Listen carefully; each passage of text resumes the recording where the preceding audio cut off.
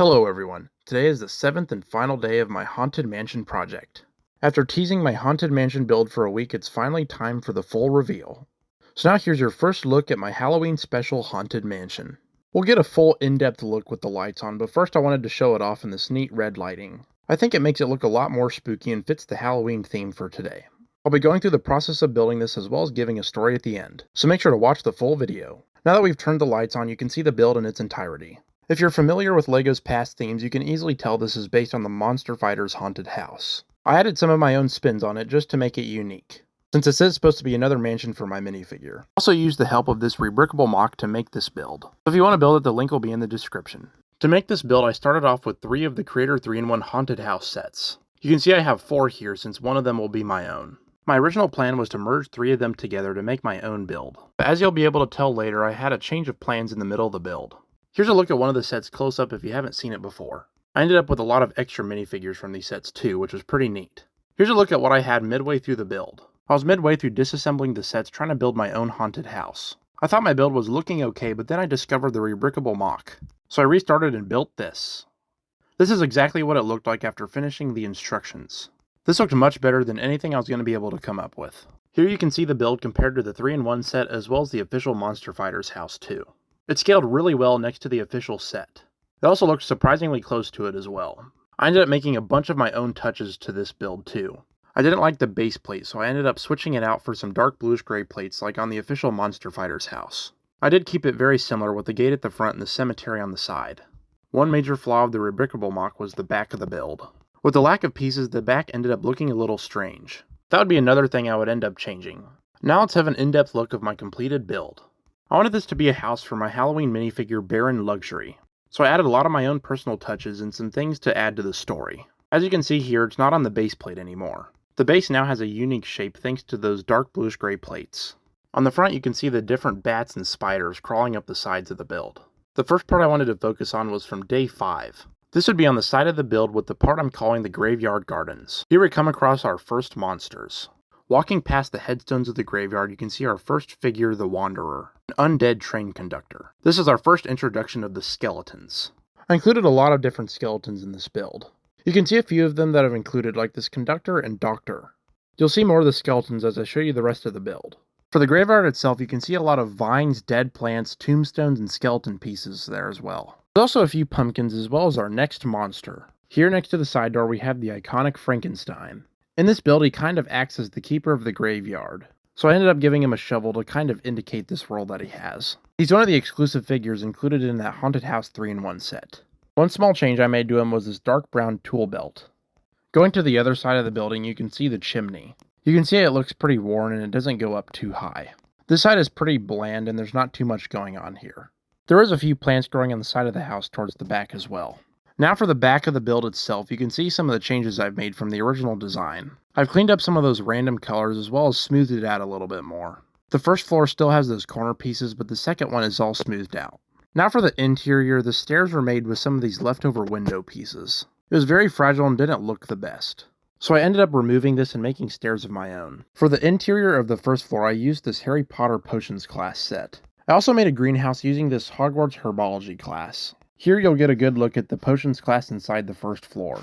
Having a look at the interior, you can see I've included some tables and a little potion area. There's a lot going on down here with tables with candles and skeleton pieces. There's also a mini lab in the corner over here. On this floor we're introduced to some of the other monsters as well. The next one being the zombies. Now for this build I only included one, which is this zombie chef. I gave him a fork and he's holding a little brain. This guy is actually a reference to the original Monster Fighter zombie chef included in the set. They're pretty different and mine doesn't have the tattered up clothes like the original does. And on the side of him we can see this crazy lab area. Here we have another character. He's not a monster, but he is the crazy scientist. He's the only human in this whole build, so he must have something to do with why everybody has been turned into monsters. I used the Series 14 scientist with a different face and a beard as well. This makes him a little more unique than just using the original figure. Now that we've had a look at the first floor, we can move on to the second floor. Here you can see the ripped up floors and all the junk scattered around. You can see the falling apart railing and planks pulled up from the floor. This floor also holds a lot of loot like gold statues and swords. There's lots of candles and a bed that's been moved out of place. You can see one of our skeletons from earlier is included on this floor as well. There's an old chandelier hanging from the ceiling as well as the skeleton pirate. You can see he's sitting lifeless on the floor and must have something to do with all the gold in the room. But we'll save that mystery as we move on to the attic. This floor was the topic of my Day 6 Haunted Mansion video. We discussed how the skeleton doctor prepares bones for the werewolf, who you can see right on the edge of the window and is in fact our next monster. As we've seen before, here's the werewolf. This is another one of the exclusive figures included in that Creator 3-in-1 set. He's dark bluish gray, unlike the brown one that we saw in the original Monster Fighters wave. Now that we've had a look at all of the interior, we can come back outside, where one of the other monsters we haven't covered yet is at the very top of the build. And here they are floating above the roof.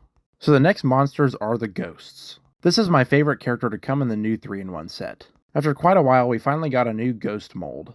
You might have been able to see in some of the other videos, but this piece is also glow in the dark. One of the extensions I made off of the haunted house was the greenhouse. So here's the Hogwarts Herbology class that I mentioned earlier. I used this set to make the greenhouse since it already was the perfect shape. The plants looked too lush, so I ended up changing these later. This greenhouse also has a video of its own from earlier in the week, so you can go check out the short if you want a more in-depth view of this build. But here you are able to tell that I added some more dead, decaying looking plants. We also have our other new monster that I built too. He appeared in the first short at the start of the week, this being my custom minifigure, the Groundskeeper. As mentioned in the short, this guy oversees the greenhouse. Now it's finally time that we can actually combine these two together. These tiles on the back of the mansion are right where the greenhouse will sit. I think it adds a lot to the overall build and gives it some more character. I was finally happy to have it attached to the haunted house. While we're here, we can also bring out the hearse. Now that we've had almost a full look at the mansion, we can cover one of the last monsters. You've probably been able to see the whole time since she's right at the front of the mansion. Breaking open the gates here, you can see one of the monsters greeting us at the front door, this being Lady Vampire. Once again, this is one of the last exclusive figures from the Haunted House 3-in-1 set. To change her up a little bit, I gave her a dark red cape, as well as a vial of blood since she's a vampire. I really liked the original figure, and I think these additions make her look even better. I also got a couple of other pieces for this trick-or-treater build, as well as these jack-o'-lanterns. I had to order the torso and the jack-o'-lantern pieces to add them onto this build. I scattered the pumpkins around in different places in the graveyard. Now with these final additions, we've had a complete look at my LEGO Haunted Mansion. This is definitely one of my favorite builds, and I spent quite a lot of time on it.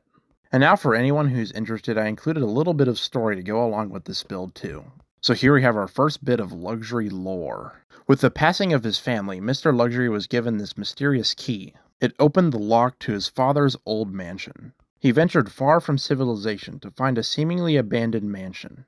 This would end up being his first introduction of the old luxury manor. Mr. Luxury was particularly interested in the blood gem. He and his family had collected these gems, so he wanted to get his hands on this one. The rest of his family accumulated their wealth through some dark deeds. To appeal to his family and acquire the gem, he had to become one of them.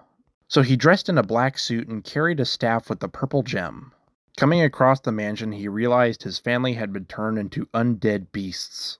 With the cause unknown, he still only had one thing in mind. After meeting all of his undead relatives, he finally found the blood gemstone, which was atop the staff of his father, Lord Vampire.